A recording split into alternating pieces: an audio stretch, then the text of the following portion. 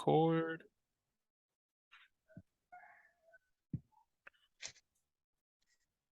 Okay, how do I get full screen? Oh,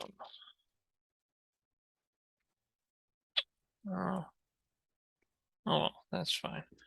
All right, so yeah, we have airflow, which is, learning how to, I did a botany class back in college, and airflow, I think people underestimate that while growing plants. It's very important. I think even me myself to this day, just with the busy routines we have during the day, forget oftentimes to breathe, right, and have that airflow while we listen to subliminals. And I think it's one of the reasons too, while we're asleep, people have achieved, phenomenal results from their subliminals. Is just that relaxed, state the subconscious mind gets into. Our breathing just, takes on a completely natural, rhythm. And then just the pruning, getting rid of the parts of the tree we don't want. And I think that's connected more to the, taking a day off, maybe just meditating without the subliminals and so forth. And then, yeah, the pesticides is very much connected to the inner circle of friends and families that we, you know, associate with. Obviously we don't always get to pick our coworkers, but I mean, just on a more of the personal relationships we have. And then the environment too, and I know a lot of people like to have a lot of plants, ironically, in their house. And just, yeah, the environment we build in our house is what we're going to take out with us too, and it's going to affect the subliminal results that we have. So, did anyone have any questions or comments? Well, I wanted to say too, like, with the paradigm and sort of, a paradigm shift of sort of balancing out yourself, I find too, well, do you think listening to subliminals while also focusing on your chakras, your different energy centers, and because I've done that before. I've done a subliminal while focusing on my chakras, and especially like I listened to one of your lung subliminals and would focus on my throat chakra, and it, real good results, came from Mm, that. yeah, that's very powerful. Thank you, Nate. Yeah, you said there was a throat one. Yeah, there's 7 different chakras, sort of like our Yeah, dimensions and stuff, and of course the root, and then you can even get more into, like, saying there's 12 chakras, considering the earth itself could be a chakra, yeah. and the universe, of course. So yeah. Wonderful. Thank you for sharing that. Yeah, it's very powerful. Yeah, I didn't become aware myself of the other three that people say, are there for quite some time. Yeah, that's very powerful too. Yeah, and how do subliminals work? Continue, and yeah, how to change a paradigm or subconscious algorithm. So we have repetition, which is the biggest thing that I think is oftentimes underlooked. And it's just, how the subconscious mind operates, right? It's not really something, I mean, we can change it to have results to a very high level, but for, I mean, sustainability and long term, repetition is absolutely essential. And I think Earl Nightingale was, I believe, one of the mentors to Bob Proctor, who is most famous for teaching about paradigms, and was before, I got into all of this, helped me really have a good basis. And yeah, I love the quote there. I mean, it's whatever we plan in our subconscious mind and nourish with repetition and emotion will one day become a reality. So there we go. And obviously, he was a little bit before subliminals. So, like anything in life, we just keep evolving it and yeah, keep improving it in whatever ways we can or making it more efficient. So yeah, ideas come and go. Nothing's ever stopping, right? The subconscious mind doesn't just, oh, I'm gonna just shut off for, a couple of minutes. It's like the heart, right? It goes even beyond the physical world. It's for eternity, right? It's ideas are always coming and always going in the subconscious mind. I don't want to dive too into yeah, go into religion or politics. But yeah, I mean, oftentimes, people they're able to connect to loved ones that are maybe dead or whatnot because like I said, I truly believe that we don't ever stop thinking. The subconscious mind is always, ideas are coming and ideas are going. So, and then yeah, we have outer resistance, and that can oftentimes maybe be toxic or you know, negativity that can create resistance from the outer world. And yeah, talking out loud and yeah, connecting to that emotion. As I mentioned earlier, the the physical body per se is always responding, to words, and is very, if we're not, consciously aware, self-aware during the day, it's very susceptible, right? And as I mentioned earlier, even our words that we say out loud, our cells actually respond to those words.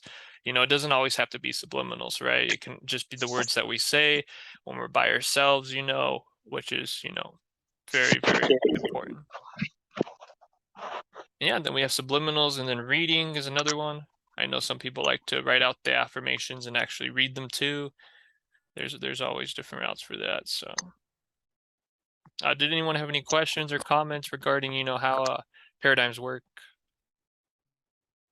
Yeah. Hi. Uh, So it is about repetition.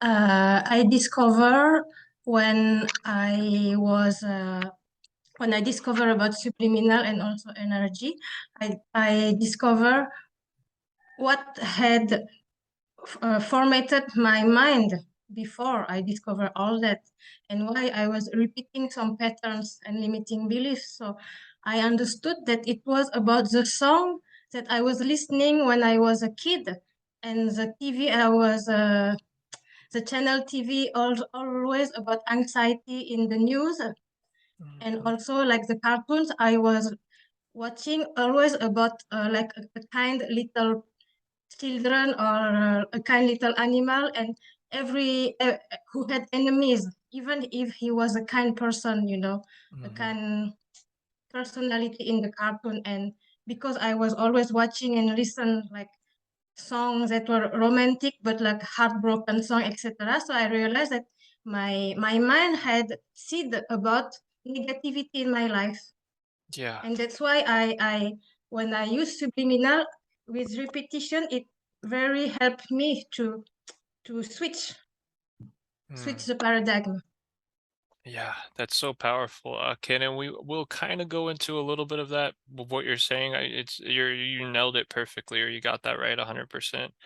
And I always joke about it. I think every job that we work or anything that we do, full time or part time in our lives, it carries over into our focus and other things. For example, when I used to, work in the bakery or, produce or whatever, I would go to other grocery stores and always notice, the bread and different things. Well, now, once you start to make subliminals and write your own affirmations, Ken, and you really start to focus more on how powerful each word really is and sentence, whenever I go out with Paula, my partner or girlfriend, and or just anywhere, even by myself, and I hear the music in public places, most people are not even, like you said, paying attention. But the subliminal creator, I wouldn't say curse, that's kind of a negative word, but you will literally start to pick up on every single word that you hear at the grocery store in the music they're playing, at the restaurants, everywhere you go.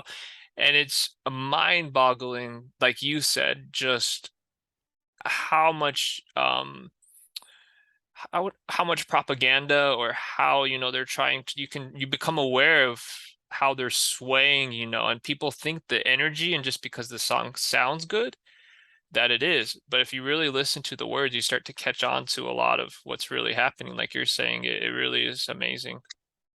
what's happening. And it's the same songs all over the world, being, in Mexico, it's, it's the same songs in English preaching the same words and the same algorithms. It's very powerful.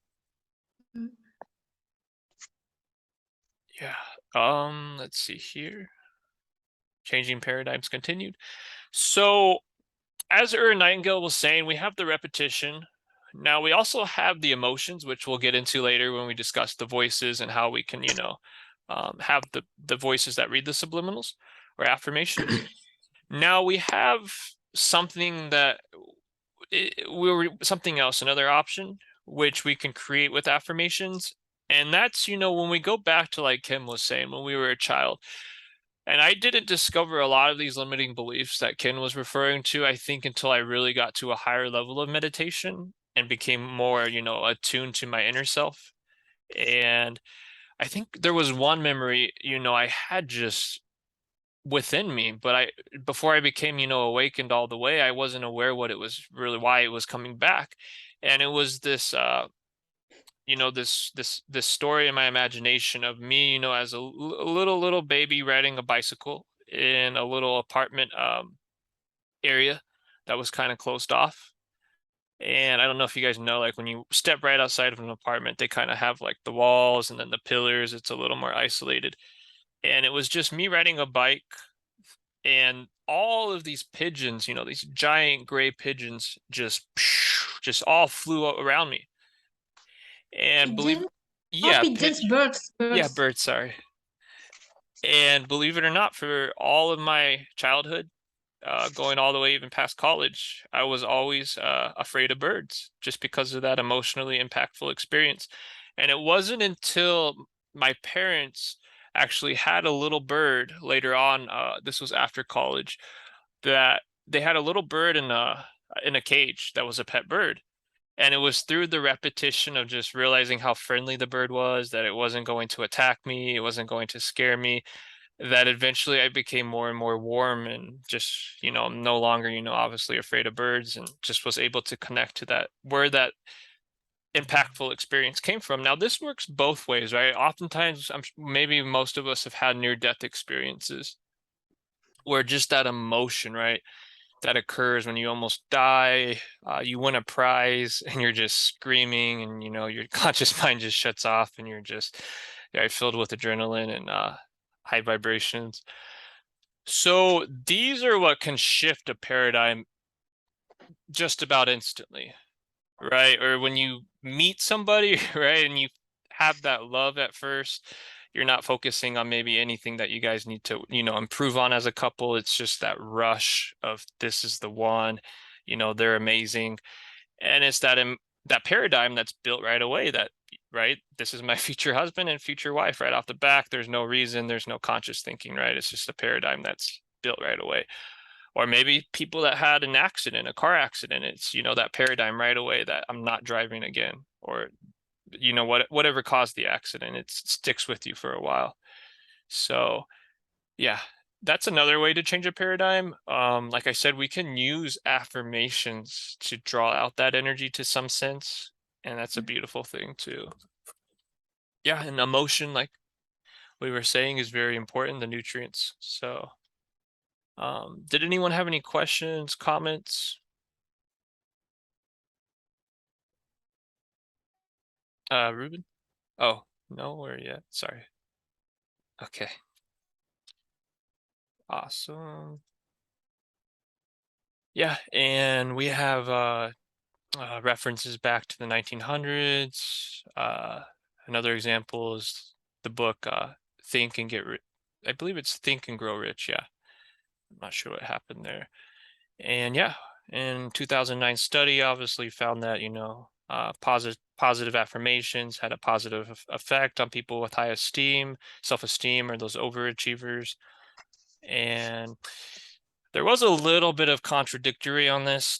Who actually was the first one to really start using affirmations? I mean, we can go all the way back to, the Christian Bible, or other, historical texts from all different parts of the world. In terms of modern documentation, yeah, it was a French psychologist. and that was the earliest 20th century. So, and then also it was kind of a little bit of the placebo effect, but that's not really, you know, connected to affirmations, because what we have with the placebo effect is basically, you know, when we're forcing an affirmation or forcing the results, it's not a long-term thing, right? Obviously, at some point, you know, it's going to, you know, it wasn't naturally occurring, or it's not something that is sustainable. But that was just a reference there. So,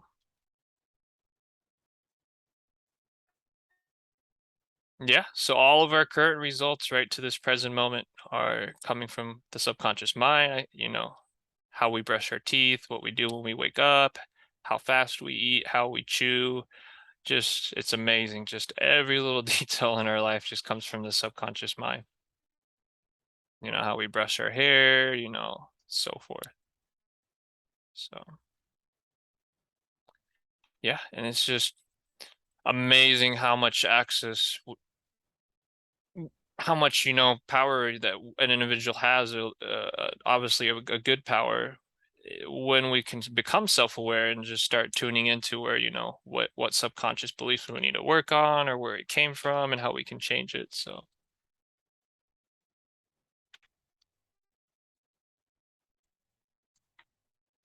all right, let me see, what time is it? Just okay, I think we got about 15-20 more minutes.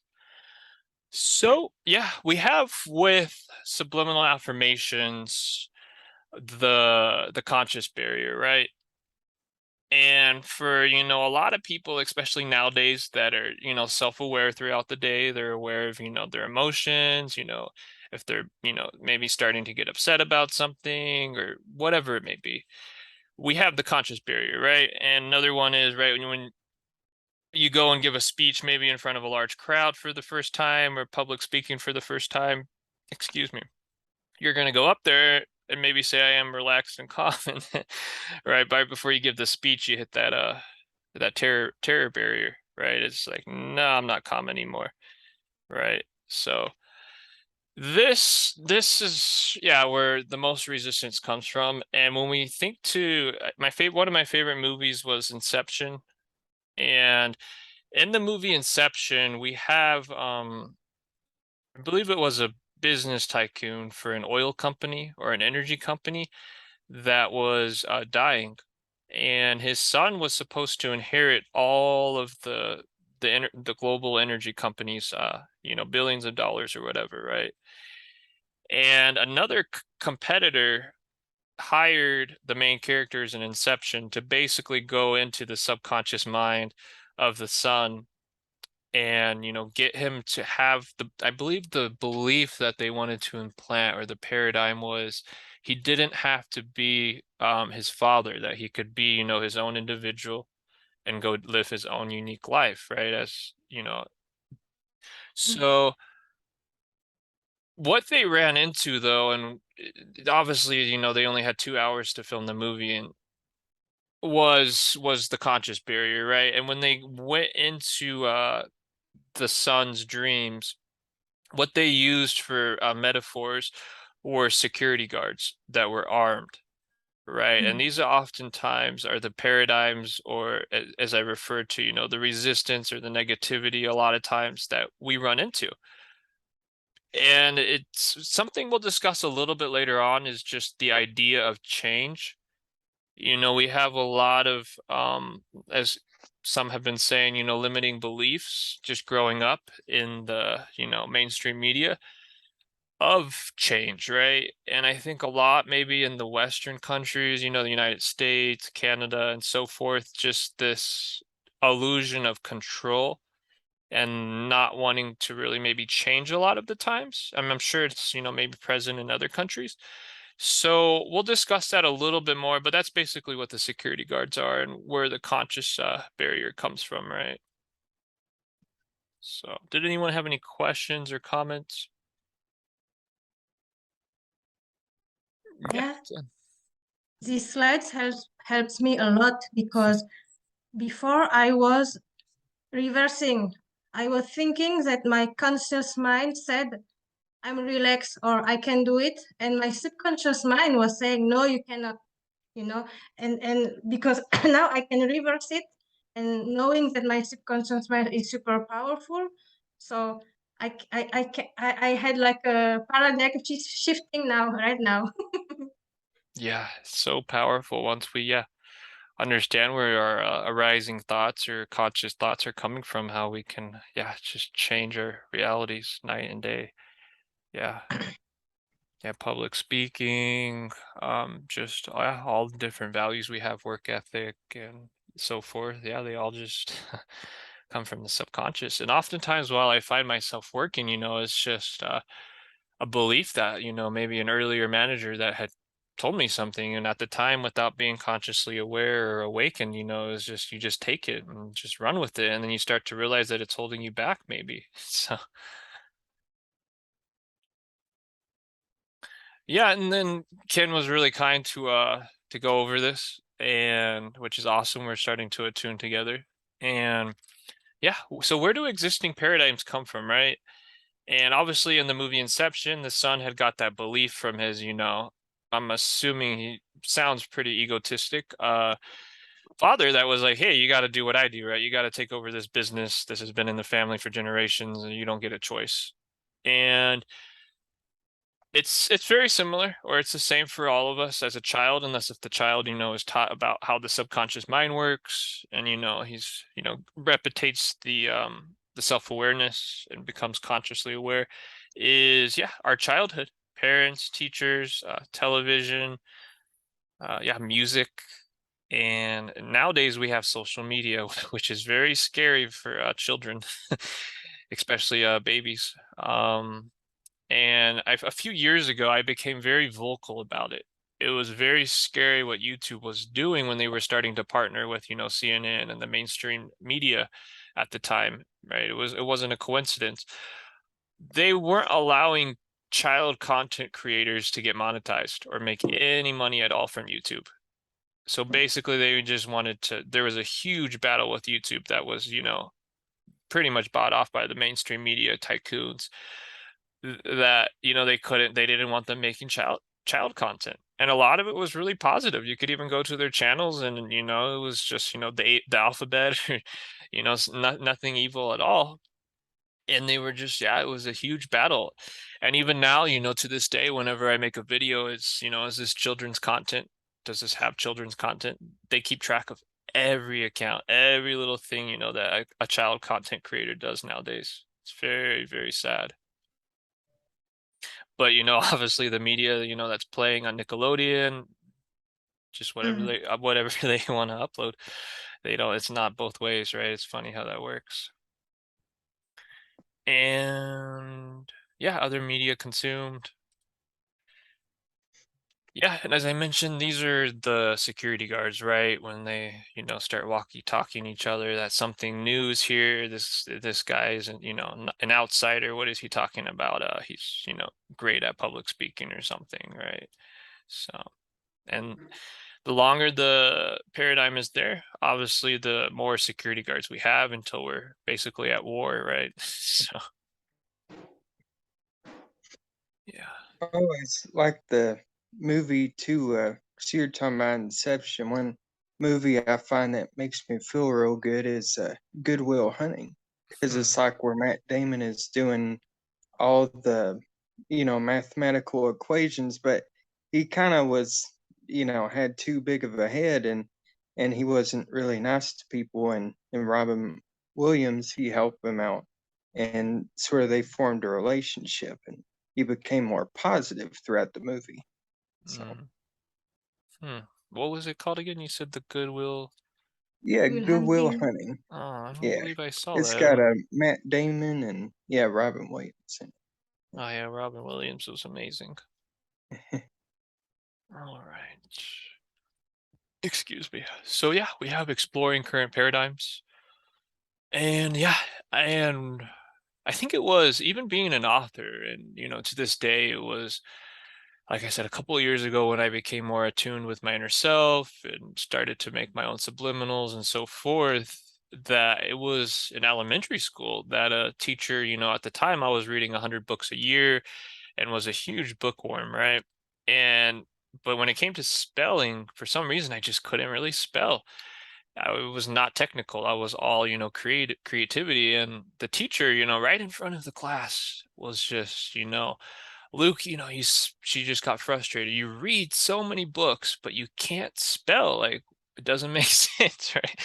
And, obviously being, a little, I think 6-year-old kid, and really emotional, just, almost cried. And it really stuck with me though, all the way through junior high and even almost high school, where I was always getting C's, in English and just any area, just the whole subject itself. Now that I think about it, it just rippled out to all of English, and was grammar, everything. It really affected me for a while, and even to this day, I've gotten a lot better, obviously through repetition and whatnot. But like everybody, spell check didn't really help.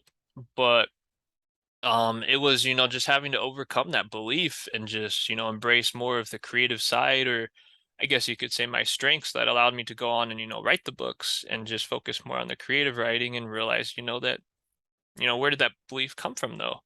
Right. And having to overcome that, because when I went to write a book, it was just that limiting belief, echoing in my mind that, like, how are you going to write a book? You can't spell, right? So, yeah.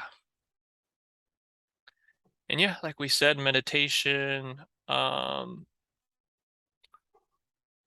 just self-awareness without ego. And I remember a couple of years ago, I just watched, I believe it was Infinite Waters. I'm not sure if you guys have seen him. Amazing guy. He was just, talking about when you meditate, just giving your thoughts love, right? And I haven't touched on this a whole lot, since I mostly focus on subliminals more than, the teaching. But it's the energy, right, that we put behind our thoughts, right? We're not trying to control the thoughts when they come out. We're not trying to force them away, right? Because a lot of times then we're not able to really pinpoint, where the negativity could be coming from, where the limiting belief is coming from. It's more about giving it love through, listening and just letting it talk. And then, how can we help this? Yeah, Ruben. I would like to say something about thoughts. Yeah, In absolutely. my opinion, from my point of view, all depends on the environment. For example, if a person is in a house, the energy is going to be different, so the thoughts are going to be related with the members of the house, maybe. And if the people is in the beach, the person, of course, is going to be more relaxed because of many factors. If it's on the hill or the mountain, of course, he's going to be the happiest person on earth. But if this person is in a mall, their thoughts are going to be a lot different. If this person is in the supermarket, the same thing. Some people call them the egregores. There are some kind of programs related to to how human beings can think and act and also say things. So I agree with you, all the things that you have said. Yeah. Just Yeah, thank you, Ruben. Yeah, no, I think it's, yeah, definitely crazy. You know, just, yeah, like you said, the quote I'm sure you've heard, Ruben, is just, yeah, you become the 5 people you spend the most personal time around. And it's amazing once I started to make subliminals, like I said, and focusing in on the actual words, how, the words that other people that you personally, get attached to, or not attached to, excuse me, involved with, you start to pick up their vocabulary, and they start to use your words and your phrases. And, yeah, just, it can be, and like you said, and even when you're consciously aware, it can become, a battle if you're spending a lot of time around them, to block out those the vocabulary, and yeah, the energy, the environment. Yeah, so it's, yeah, I agree with you, brother. Yeah, it's so important, the environment we put ourselves in. Thank you. Yeah, Ken. I have a commentary about the egregores. You pronounce that egregores in English? I so, Egregores. yeah. Yeah, egregores. yes. Egregores. I had read about it. It's like some energy group from like, and there are many egregores. They said every town has egregores, and also every profession, every kind of job, like egregores for teachers, egregore for military, egregore for politician, etc. And I discovered, because I was in the environment of teachers. I was a teacher for 8 years, and it's like it changed me. I've been very defeatist, like, oh, we cannot do anything for them, like in education, we teach them, but we cannot do anything. It's like what very defeatism, fatalism, like desperation about the new generation. Yeah. And also I did meditation to like integrate, disintegrate the energy of all the egregores I had, because like even military egregores, if one person in your family is military and you are close to that person, so you will have also maybe the energy of too much discipline, too much rigidity, etc. So I did meditation for all the egregores I thought I had, and I feel very better after. That's Oh, awesome. cool. Yeah, I love that idea. Yeah, yeah. And just building off of that idea, another thing that I often did while starting businesses, when I was a little bit more not really just certain what I was gonna, really kind of still discovering myself, though. One trick I even used was just listening to, Lewis Howes or other motivational interview people, and just listening, like you said, just feeling that energy when they interview people that are very passionate about their work and, motivated about their work and inspired. And like you said, that would just inspire me at the time to just, yeah, want to go out and work. And yeah, I even to this day, not as much, to be honest. I prefer, me personally, meditating to, like I said, the love frequencies or the creation tones. But sometimes when I'm maybe getting into, like, I want to get into a business mindset, I'll just pull up an interview from somebody that I, respect. That's, interviewing not from an egotistic standpoint and just really wanting to give out good information about business. And I'll just, like you said, yeah, just feel that energy and just catch those vibes from them and plan whatever maybe project or business I'm working on. It's so powerful, yeah. And yeah, I think I truly believe empathy or intuition, I guess is the right technical word, is something that we're all born with. I think it's just like a muscle, an energetic muscle that we all have to kind of, train maybe. And I think the more we master it, like you're saying, it just becomes, yeah, so powerful how we can just build off of each other. Yeah. Yeah, so we got about 4.5 minutes now. Let's see if we can get into one more slide. Yeah. And this was a really funny line. And it was just, they were basically fighting off the security guards in the movie Inception. And the one of the guys inside of the son's dream was shooting back with, I think, just, a pistol, which is, just the handguns that police officers use. And then the other guy walks up and says, yeah, you can't be afraid to, yeah, think a little bit bigger, pretty much. And he just pulls out a grenade launcher that just shoots, grenades and just started to blow up everything. It was, yeah, really funny. And it's, yeah, just symbolic to how, yeah, the subconscious mind really is limitless. If he wanted to visualize even a helicopter or whatever he wanted, it could have happened. So. All right, so I think I'll go into maybe one or two of these. And when we go, so now we're going to kind of dive into more of the mindset and just knowledge, wisdom, whatever you want to call it, that goes into making subliminals. And yeah, just understanding the mission, right? And I think I've said it so many times, but like Albert Einstein said, right? Any fool can know, but a wise man understands. And when they went into the son's subconscious mind, they had all of these literally portfolios of just pages and pages of the son. And I mean, obviously it's a little creepy unless if, you're getting paid by someone to go, infiltrate the guy's subconscious mind or something. And I think it was a positive mission. They were kind of liberating the sun, or helping him to embrace himself.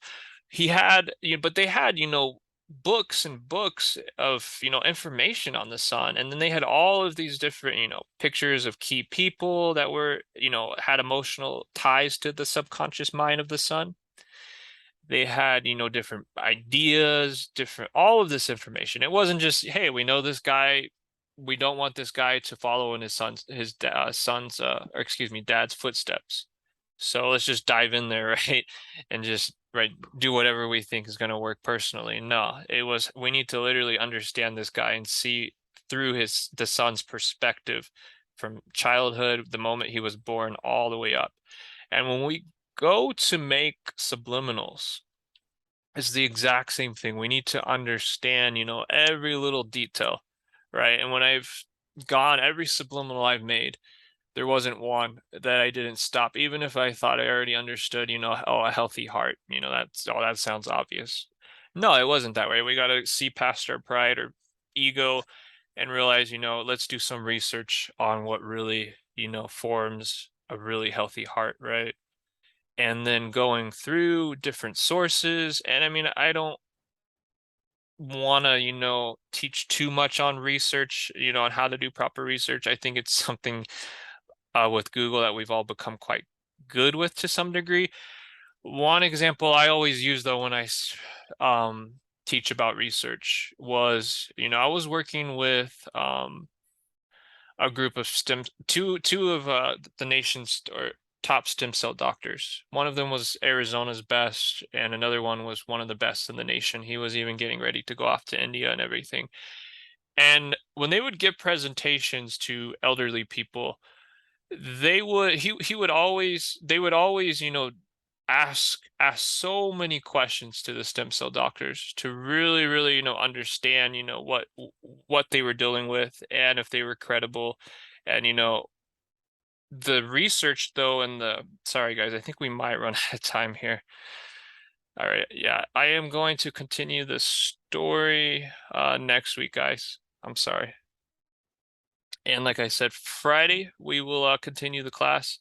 I am, after I get some dinner, going to play around with the card again. I think I should be able to try my other card now. I'm assuming the limit's off, so